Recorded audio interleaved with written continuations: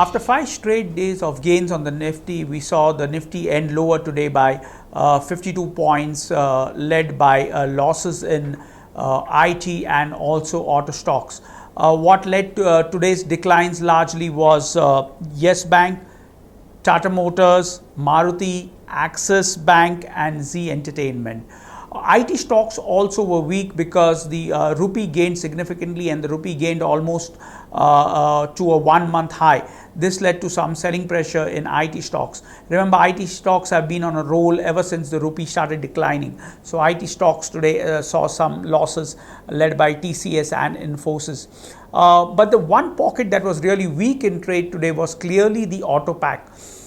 We saw a substantial and significant rally in stocks like Maruti earlier in the week, but today Maruti lost ground, and also Eicher Motors, Tata Motors, Force Motors were all weak in trade today and ended lower. What led gainers today was Ultratech Cement, ICICI Bank, Hindalco, IndusInd Bank and Sun Pharma. All these stocks led gainers in trade today, but it was just not enough to pull the Nifty higher, and we saw the Nifty ending the day below the 11,000 points mark. Now, every time the Nifty moves higher above the 11,000 points mark, we see it coming right back again below that on selling pressure. So somehow there seems to be some resistance at that 11,100 odd mark, and we see the fresh selling pressure emerge at on the Nifty at 11,100 points mark.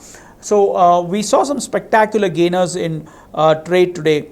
Dishman Carbogen got an approval from the DGCA for its TB drug, and this led the stock sharply higher in trade today. Another stock that rose sharply today was Granules. Granules rose on receiving an EIR from the for its Hyderabad facility. Z Media also jumped in trade today after reports that the CFO had quit on personal reasons, as he wanted to pursue personal interests. This led to a sharp jump in the price of Z Media, and this is not Z Entertainment but Z Media. This stock jumped in trade. In fact, Z Entertainment dropped in trade while Z Media gained ground today in trade. Coming to the global cues, the global markets, the European markets were awaiting some stimulus package from the ECB President Mario Draghi later today. So if we see a good healthy stimulus package, we might see the European markets gain ground, but they were almost trading flat when the Indian markets closed.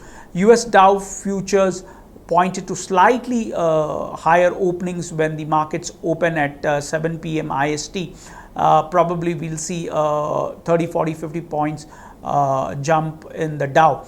But overall, our markets today disappointed largely because they opened on a very buoyant note. The Nifty opened 30, 40, 50 points higher in the first 15 minutes of trade, and only to react a little later and end the day in the last 1 hour of trade lower. So tomorrow is the last trading day for the week, and we expect the markets to remain stable. There might be selling pressure that emerges at higher levels, and really to break that 11,000 points on the Nifty very convincingly, the market needs to break that very convincingly for it to move higher.